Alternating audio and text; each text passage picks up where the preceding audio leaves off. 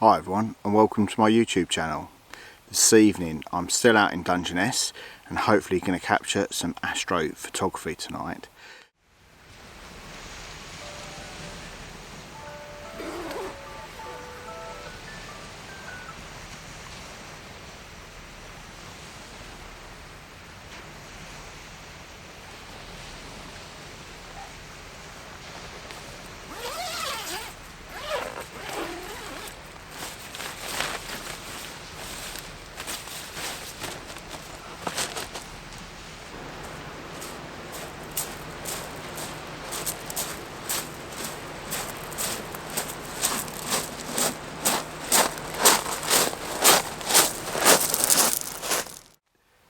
So for this shoot, what I wanted to capture is not necessarily the star trails like I captured in my last astro shoot, which was during lockdown back at home.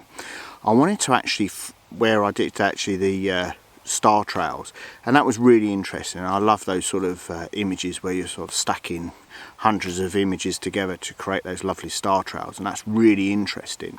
However, this evening what I wanted to do is actually take some of the images with the stars sort of frozen, so you obviously just got the pinpoints of light, and it's working out really quite well. It's a lovely clear evening, really warm as well, which is really surprising and lovely, so you're not obviously freezing yourself off, which is normally a good thing that you normally do in the winter when you're trying to do astrophotography, but working out really quite well. It's about sort of 1 o'clock in the morning, so yeah, I got about an hour's sleep between my sunset shoot that I did earlier today and now obviously coming out to do the astrophotography as well. But when you open up the tent door and you see that it's crystal clear and fantastic obviously conditions for astrophotography, what more can you do, and what more motivation do you need to actually crawl out of your sleeping bag and get your camera gear and go and get some images? So let's have a look what I come up with this evening.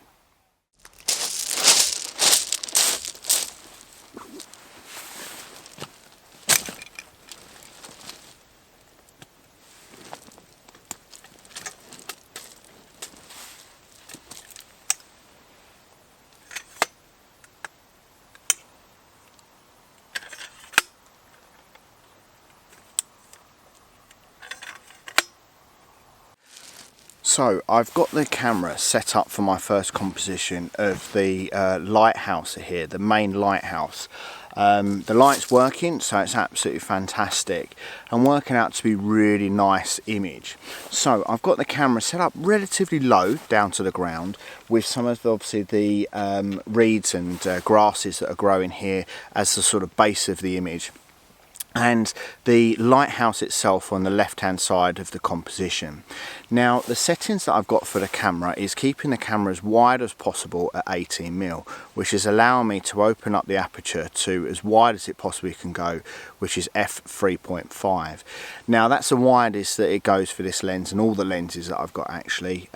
Ideally, yeah, you want obviously a lens that can obviously go to f2.8 and wider to obviously capture more light, and obviously that's what you really need for astrophotography. Unfortunately, I don't own that lens. However, it is still capable of capturing some really good images. So for the shoot this evening, I'm using the principle of the 500 principle. Now that is when you take, if you're unfamiliar with the 500 principle, you take 500, divide it by the focal length that you're shooting at, in this case 18mm, and then obviously it will give you a calculation which is your shutter speed.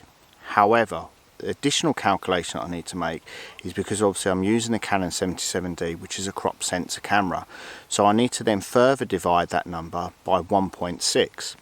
That gives me about 17 seconds, which is obviously the length of the exposure that I need to take to stop the stars becoming star trails. So with the camera itself, I've actually got it set up on 15 seconds at ISO 3200.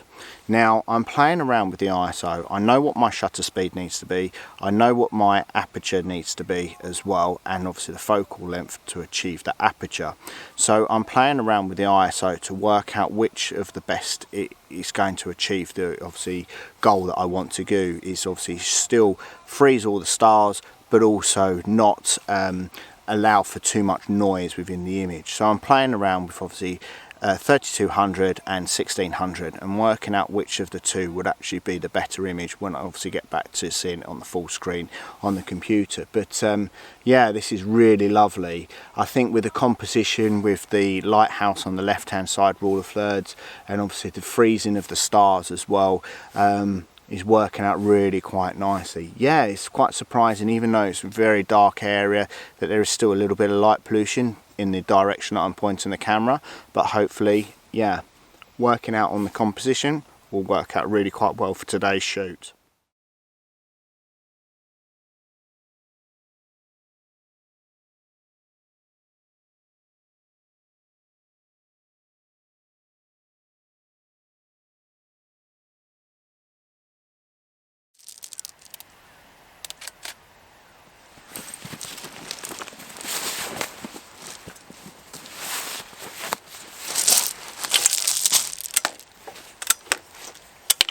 So I've made it down now to the boat that I was photographing for sunset.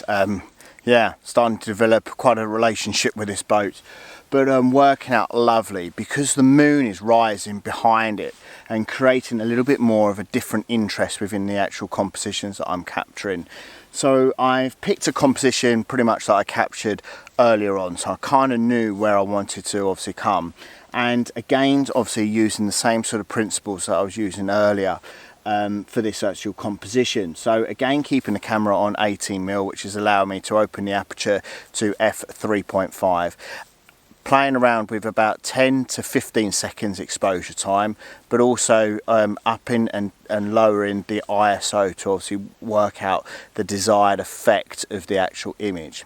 And when I was doing that, I wasn't actually capturing the lights or highlighting the actual boat itself. So what I did is I took the lights that I've obviously got for my vlogging setup over to the actual boat itself, set that up, and obviously did that as a actual image and used that light to obviously highlight the whole. So hopefully it would work out really quite well.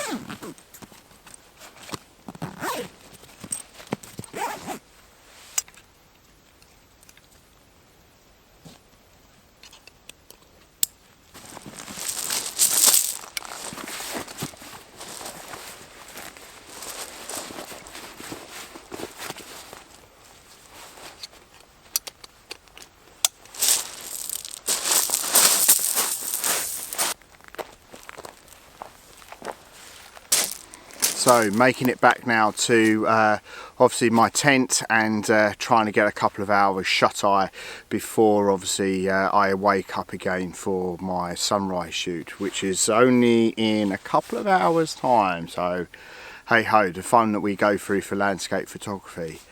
But this evening worked out really great. I've really enjoyed trying this different form of astrophotography. I've tried the obviously star trails, as I mentioned earlier, many times before, and doing this though where you're sort of freezing the actual sky itself and obviously capturing all the stars as sort of pinpoints of light is working out really well. Really enjoyed it. Yeah, and obviously thinking about the compositions that I was able to capture of the lighthouse, and obviously back down at my fantastic boat wreck down there. Yeah, absolutely lovely, and I've really enjoyed it. It's yeah, 2:30 in the morning, but I'm still full of energy and full of enthusiasm for photography, and that's never a bad thing, is it really? Hopefully you've enjoyed watching this evening's vlog. If you have, please leave us a comment, as I really enjoy those comments. Please give it a thumbs up as well, as I really do appreciate that. And if it's your first time watching my content, please consider subscribing. And until a few hours time, but next week for you guys, I'll see you next time. Take care.